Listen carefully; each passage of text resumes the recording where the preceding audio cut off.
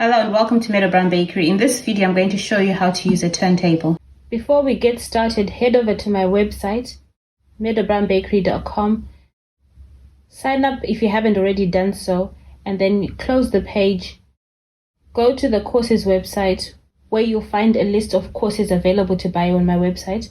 When you find the one that you like, you just click on it and you'll be taken to a sales page where there'll be a video telling you more about the course, and there'll be a bit more information down the page about what's involved in the course, and then you click buy and follow the buying process. You can see I'm trying to decorate my cake on the table, but turning the plate becomes quite hard.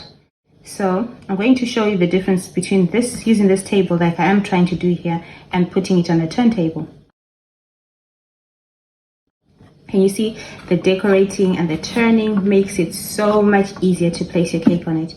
And to stop your plate from sliding around, you can use a non-stick mat, which you can buy.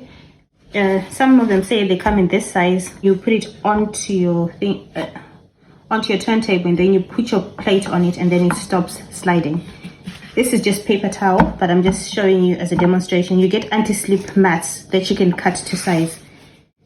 And decorating and crumb coating your cakes becomes so much easier.